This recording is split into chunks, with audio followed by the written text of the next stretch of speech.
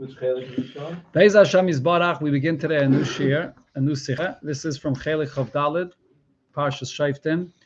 This is a sicha where the Rebbe will discuss how the whole idea of a ir miklat will be relevant after Mashiach comes. And we're learning this sicha because a long time ago we learned another sicha where the Rebbe discussed this inyan about ir miklat. And so this is another sicha which is related to the same topic of a ir miklat lasad lave. The obvious question is, where is there this concept of ir miklat lasad lave? An ir miklat is in a time when there's a ritzeach, there's a possibility of chas v'shalom, one yid murdering another yid. Okay. Even it is an accident, but even a shaygig is something that deserves a kapara, and it doesn't happen in a time when v'sruach hatuma avim minaretz. So what is this in of it? It happened only because in the previous building, Right, there's something that right. to make it. Okay, we'll see all the details here in the sikha. So let's so the Rebbe is going to explain what is this inyan of ir miklat lasad lave. Let's begin Sif Aleph, page 107. Nach dem tzivi b'parsha seinu, after it says in the parsha ki yachres Hashem lekecha sagayim goyme, when the Eibishter will, you have to go to the last page because it is the first page. The copy was stapled last. You see it.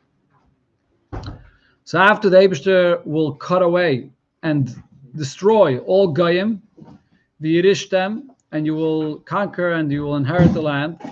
So the mitzvah is Zalman Oistelen Gimel Ari Miklat. You should establish 3 cities of refuge, and V'hoya Lana Shama Kol Ritzeach, and they're designated for anyone that is a Ritzeach B'Shegeg, that he has to run there and remain there until the Kohen passes away or the Kohen Gadol passes away. Is the pasuk Mamshech HaMaisif. The pasuk continues and says, V'im Yarchiv Hashem Lekechaz Gevulcha. When it'll come the time that Eibishter is going to broaden your borders. Kashanish Balavisacha, as the Eibishter already promised to your ancestors. This is the Bris Ben Absarim, where the Eibishter promises Keni Knizi and Kadmaini. The Eibishter will give you the entire land that he said that he will give. Then you add another 3 cities of Ir Miklat in addition to the 3 that there are already before in Eretz Yisrael. That's the pasuk. State in Sifri. So the Sifri v'Yerushalmi say what this pasuk is talking about, what time period. Gebracht in Rashi al-Asar, and Rashi quotes this here. As that tzivui batzitzach zum zman delasad lave. This is referring to the time that's going to come very soon when Mashiach comes. Then Yidden will bakumen oich eretz keni knizi v'kadmaini. When Yidden will inherit, including these 3 lands of Keni, Knizi, and Kadmaini that we do not have today, which is on the east of Eretz Yisrael, on the east of the Yarden. This is where probably Jordan is today, or somewhere in that area. On Azay Paskin Toich the Rambam. The Rambam says this as well. Bimei Hamelach HaMashiach. In the days of Mashiach. Mesifin Shalosh Acheres Al Elo Asheish. Because there's Sheish actually, in the Eived HaYarden, there's already another 3. This is in addition to when you look in Parshas Vaschanan, not in Shoftim, but in Parshas Vaschanan, it says that there are 3 in Eretz Yisrael and 3 in Eived HaYarden, where Shevet Ruvain and Shevet Gad and half of Shevet Menashe got their inheritance. Right, so the Keni Knizi Kadmaini is even further out, correct. So over there was another 3 Ari Miklat. So there was already in total 6. Now there's going to be another 3, 9. Heicha and Mesifa Noisan, where do we add these other 3? Ba'are, Akeni, Vaknizi Kadmaini, Shenichras La'Avram Avinu Bris Aleim Cholo. These are the additional 3 countries that the Eibishter promised, and it was the bris with Avram Avinu that Yidden are going to get them. That's what it says in Sifri and in Yerushalmi. As you do, and then the Shaila. So here, there's the well-known question regarding this, which is asked by many different Mefarshim. In Order 8, the Rebbe says, who asks this question? Magen Avram asks this question. In the Arizal, this question is asked in a few different places, and the Shalach Kodesh asks this question. These are the biggest giants, right? The Shalach Kodesh, the Arizal, and the Shachal HaTorah asks this question. The Maskal David, many famous Mefarshim ask this question. Tzuvas vet medarfen noch meisav zayin lasad lavai noch Ari Miklat. Why will it be necessary to add additional Ari Miklat? Chayre veln doch demot nit zayin kein reitzchem. I feel about you, Messiah. After Mashiach comes, there won't be any murderers, even amongst Goyim, amongst the nations of the world. Wie the Navi sagt, one of the basic things, the famous nevuah that it says regarding the time of Lasad Lavai, Layisa goyal goy cherev. One nation will not raise their sword against the other. And the pasuk there that says that v'kitatu charbaisam liitim, the swords will be turned into plowshares. So how could there be a mitzvah of Ari Miklat amongst Klal Yisrael? That's the shayla here. Okay. So this is the question here. If you take a look now in Order 9, that ever brings the source. See Lashon? Kain hu Lashon be Lekutei Torah. That is the Lametov is Lekutei Torah. V'sefer Lekutim v'shara mitzvahs sham shelo yiu reitzchem or she'az yirbo reitzchem. So he says there that Lasad Lavai there won't be any reitzchem, and he asks the question: how could you say that there will be many reitzchem? This is the she'az yirbo reitzchem is a question. How could you say that then there'll be more reitzchem? This entire expression that Arizal uses, the term Reitzeach is not usually used regarding someone that kills b'shegeg. Reitzeach is a person that's a murderer, b'mezid. So the Arizal is asking that Lasad Lavai there won't be any concept of a person killing b'mezid. Shigam mezid. Now, how does mezid relate to ir miklat? Only a person that kills b'shegeg goes to ir miklat. So the Rebbe brings it. The Gemara says not so. Shigam mezid makdam l'ir miklat. Anybody that murders, whether b'shegeg, whether b'mezid, the first thing is you have to run to the ir miklat. If you're not an ir miklat, then there's a goyal adam, a relative of the one that you killed, is able to go and take revenge and take your life. So whether it's b'shegeg, whether it's b'mezid, the first thing is you have to go to ir miklat. Okay, now the Rebbe continues. Avol, not necessarily is the term reitzeach used only for a mezid. Gam b'parshasenu, Nemar, it says in this week's parsha, this is in Parshas Shoftim, it says Lashon zeh reitzeach al horig nefesh b'shgaga. The term reitzeach is used even when it's done accidentally. In Parshas Masei, another place where it speaks about ir miklat, b'Medrash Chazal, b'Rambam b'Kama b'Kaimis. So the term reitzeach does not mean just b'shegeg, b'mezid. That is, it's a term that's used all over for b'shegeg as well. Okay, that's just to clarify over here. Now here, back into the Sicha, the Rebbe will explain why this question is even regarding killing b'shegeg. You could simply answer and say, of course, Lasad Lavai, there won't be someone that's going to murder intentionally, but we're talking over here about an accident. Even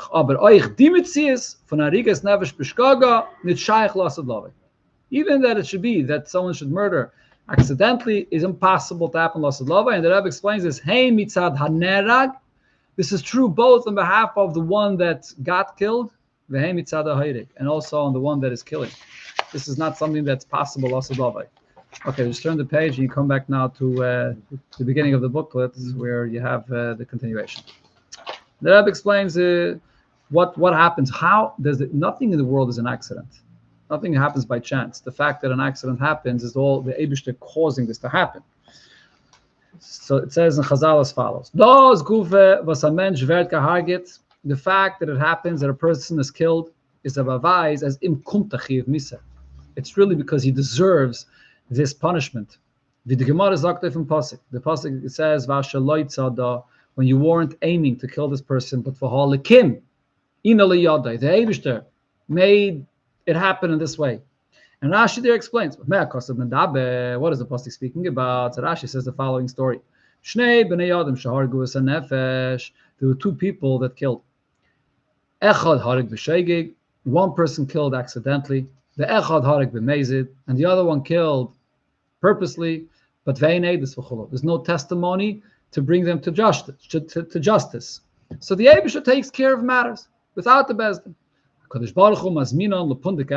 these two people, the Eibusha makes them somehow on their traveling, they meet each other in the same inn. And what ends up happening is the one that killed b'mezid, Yoshev Tachas Asulam, is sitting under a ladder, and the one that killed b'shegeg is coming down the ladder, and he falls on top of the person, and he ends up killing him. So now what happened? The one that killed b'mezid got his punishment, and the goes into your miklat. So we see that when there's a person that's killed, it's because he deserved it. But as lost love wird sein kein Fall von der Heilig b'meise. So after Mashiach comes, when there's no possibility of anyone killing b'meise, wird doch b'meile nicht sein as eine was soll sein mechoyev misa. So such a story of an accident happening where someone dies is impossible.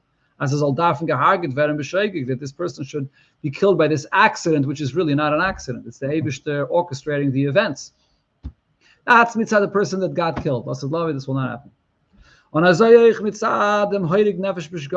same is also true with this, that this person is doing it by an accident. This is something that can't happen when Mashiach comes. Because it's well known. It's also the source of this is from Darizal and Lukutatayt of Darizal. As das Oivizain, of an Aveda b'sheigig, when a person does an Aveda inadvertently, kommt davon, was mod epis a shayches me'enak upon him. There has to be some relation that the person has to this Aveda here. If you le'el by volikim, like you see over here in this actual incident itself, the fact that Eibishter allows you to kill someone b'sheigig, there's a reason. Sorry, there's a reason for this, right? Sudera shebahachet. The person has some relation to the evil that's here in this Aveda. V'stafar kol ha-shegig and srichen kapara. The halacha is any kind of shegig needs a kapara. Now, just to clarify one detail here, don't confuse shegig with an einus. For an einus, you're not chayiv misa. There are certain things that a person does which are completely out of his control. That's called an einus. You're not chayiv to go to galos. There's no einus rachmana patre. Shegig is a different story. Shegig is when you did something accidentally, but it's something that has some level of negligence in it. Like this example of the person climbing down the ladder and he ends up falling and killing someone below. If you would have been more careful, if you would have taken some caution, it wouldn't have happened. That's called a shegig. That's not called an einus. Okay, so when a person does an aveda and oifen that it's b'shegig, so then that means that the aveda that the person did, he had some connection to it. I'll give you another example in the mashal regarding Shabbos. If a person forgets it's Shabbos or didn't realize that a certain malacha is aser and he turns on a light on Shabbos, that's called shegig.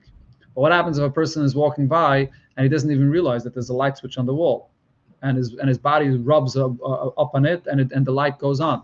That's not called a shegig. That's called an einus. It's definitely closer to an einus than a shegig. Okay, so over here when the Rebbe is saying that a shegig is someone that has a relation to the Aveda, it's because shegig is something which is, it's an accident, but it's not something that's out of the realm of possibility in your world. Eibishter would not allow such an Aveda to happen if it wasn't something that you had some connection to. But the far kol a shegig and tzrichen kapara. For every shegig you need a kapara. That's obviously the whole concept of a korban chatas, which is brought for a shegig. Okay, when a yois as la asad lavi is battle veren the raten welt, since lasad lavi all evil will be completely eradicated. Vetach b'meila euch net sein ken art of tzavagain and avera fille b'shegig. So there won't be any possibility for any individual to ever do an aveda at all, not b'mezer and not even b'shegig either. That's the question here. Okay, let's see what the Rebbe says in the footnotes. Out of 15, the Rebbe brings the source of this inyan that every aveda b'shegig needs a kapara. V'zeu kol inyan korban chatas v'cholu. That's what a korban of chatas is all about. There's a Rashi in the beginning of Masechta Shavuos, a Rashi in Parshas Noach. The Rebbe adds a side pointer, an interesting thing. V'yudua hashakal v'tarya. There's a famous discussion. B'shegig derabanan hatzarech kapara. When a person was over on an iser midrabanan b'shegig, is that something that requires a kapara? Obviously, there's no inyan of a korban chatos that's possible there because it's just midrabanan. But there's a big discussion whether this requires a kapara. The Rebbe brings the Maram Kaimis. There's a nesivis about this, nesivis hamishpat, Teiras Chesed, Asfun Deiraisa, Mechas Elazar. Okay, so now what are they discussing over there? What they're discussing over there is that when the Rabbanon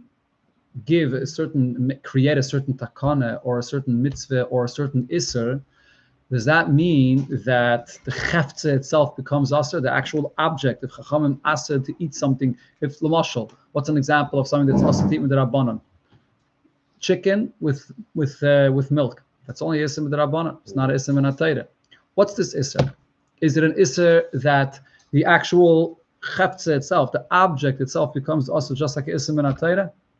So then, if that would be the case, just like by Ism and Atayre, even though it was done b'shegig, but the fact is you consume something which is an Aveda. The same thing is also with Ism Midrabanan. But many of these Mefarshim that have a point to say that all Isurim Midrabanan are only an Issa Gavra. The Chachamim are telling you how you should behave. But the object itself doesn't have any Isser in it. So therefore, if it happened b'shegig, there's no Isser, there's no kapara needed. The Isser of being over on an Isser Midrabanan is if you directly went and didn't listen to the Chachamim. But if you listen to the Chachamim, you just weren't aware of this Isser, it's b'shegig, and there's no kapara needed. That's a discussion that it says there in these Mefarshim. But the Rebbe finishes off this Ha'ara, look in the last line, however, according to the reason that Arizal says that if you do a Isser, that is a sign that your nefesh, your neshama, you have some connection to this evil. So then the whole discussion that these Mefarshim are discussing, how you define an Isser Midrabanan, is irrelevant. The fact is it's Asr. However you're going to define the Isser, it's an Isser. So if you do it, this Isser b'shegig, it should require a kapara. This is the chiddush that I was saying here, that this concept of the shegig requiring a kapara is for midrash and midrabanan equally. Okay, that's the Ha'ara 15. Okay, take a look in Ha'ara 16. The Rebbe brings the source of this question of the Shalah Kaddish. What does the Shalah say? Keinu akushya b'Shalah sham. The Shalah says, "Bevadai lo yikre shum ra." When Mashiach comes, definitely no ra will happen. Afiliki ara yichlem el ha'olam.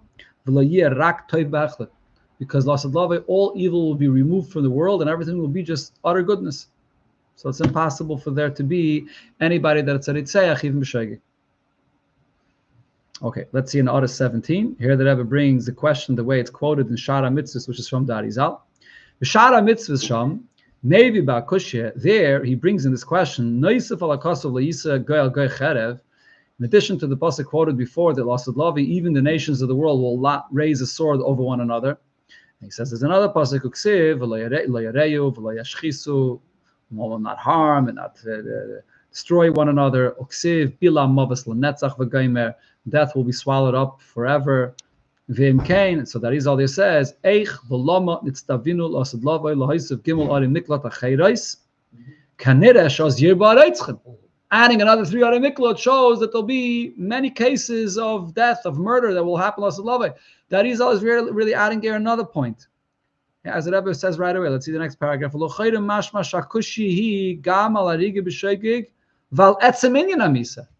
asking the question that the whole concept of death will not be lasad lava. You'll be lamavas lanetza. Not only not any of murder, whether b'mezer or even b'shegig, but b'chlal. There won't be any misa lasad lava. It's not going to be a of a ir miklat lasad lava. But but then if you take a look there in the teretz that Arizal says, that Arizal actually says different than what the Rebbe is saying here in the Sikha. Because there it says, Ach loy b'mezid. Lasad lava, there won't be a ritzeach b'mezid. Sharei oz lo yisa goy goy cherev v'goymer eliyeh b'shegig. It will happen b'shegig though. And it will be possible for that to be reitzchem b'shegig. There won't be any blood that's not supposed to be spilled will not be spilled. It'll all just be b'shegig. B'shegig keniska as mentioned. The Tebesh will remove ruach hatomeh. And according to what the Arizal is saying here, that only includes Ritzeach b'mezid. But Ritzeach b'shegig will be a possibility, lasad lavai, which is different than what the Rebbe says inside the Sikha. Right? Okay? But so the Rebbe brings a source for what it does say inside the Sikha. How would the Rebbe? The Rebbe's going to say different than the Arizal, so the Rebbe brings the source of what it says in the Shalah. So take a look in the next paragraph. Mashma. But from the Shalah, it's mashma as quoted before, that kushi gamal heirig nefesh b'shkaga, that the question is, even regarding someone that kills b'shegig. B'sham b'seifa amud masker, maksha that is, al mashib yecheskel masker tumas meis la'ave v'li'ima yitamu, haliksiv bila mavis lanetzach. It mentions over there in Yecheskel about a person being mitama lasad lava. Is he allowed to be mitama to his father or to his mother? Could be this is talking about a kayin. I'm not sure what the context is over there. So the Shalah Kaddish asks, why is it a discussion? La'asad lavai, if a person is allowed to be metam with his father or his mother, if la'asad lavai, there won't be any mavis, any death at all. Ulechayre, kain tzarich lefarish gam ba'arizal sham shemachalik sham ba'ateretz. So over there, if you look in the Arizal, there's another detail that the Arizal says, Shetoloi imaketz yeh be'ita oyachishena. We know the Gemara famously says that the timing of when Mashiach comes, it could be in the set time that the Eibshter has, or it could happen achishena, before the set time. And the Arizal there says, V'dafka achishena, only if Mashiach comes before the set time, so then Yeshaya Chayrik Nefesh B'Shkaga. The whole point that Arizal said before, that after Mashiach comes, it's still possible for Ritzech B'Shegeg. That's when Mashiach comes before his time. But once the set time comes, then it's going to change, and it won't be even a Ritzech B'Shegeg either. Here the Rebbe quotes from the Alter Rebbe, or a Sefer HaMaimorim Tovkuf Samach Hey, Sefer HaMatavshin Tzadik Tes, Shemevi Akushim Kudat Torah LaArizal, Eich Yitochen Sheyitztarech or Miklat L'Reitzchem B'Shegeg L'Asad Lavai. The way the Alter Rebbe quotes it is, like the Rebbe says in the Sikha, that L'Asad Lavai, it won't be necessary to have a Arei Miklat even for Yitzech B'Shegeg. So we see the whole discussion here in this footnote is, the Arizal in one place seems to be saying that there will be the Tzich B'Shegeg L'Asad Lavai, and the Shalach Kadosh, the Alter Rebbe, is saying that there will not be any Tzich B'Shegeg. So the Rebbe concludes this inyan, the last paragraph here, Ulai, again, yeah, right. That's another point also, that Arizal makes a distinction when, if it's the set time or it's earlier than the time. Right, once the set time arrives. Now, Ulai, possibly you could say, B'Kisvei Arizal ein hakavana harigas nefesh b'shegeg kipshutei. When he says that L'Asad Lavai, it will be possible for there to be killing b'shegeg, you're not supposed to understand the Arizal in the literal sense. Ki imrak la'inyim beruchnius. The Arizal is talking about this in the ruchnius sense. Al derech HaKabbalah. Reisha matikun l'zare shel Hevel chulu. The Arizal there is discussing what's the tikkun for the descendants of Hevel. But v'deichik, the Rebbe adds to this, that this pshat and the Arizal is a deichik. I mean, on one hand, if you'd be talking about any other sefer, to say that he's referring to shegig beruchnius doesn't make sense. I mean, but after all, Arizal is a sefer Kabbalah.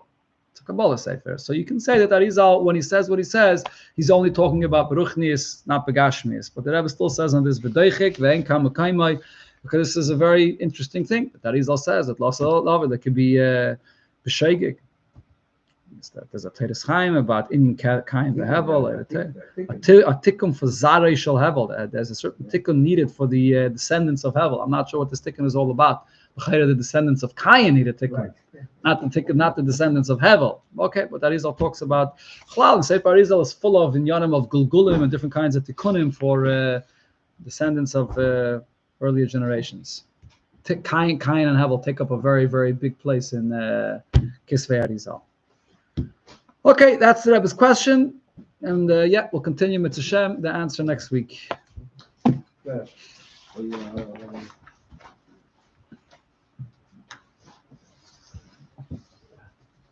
So, Meir.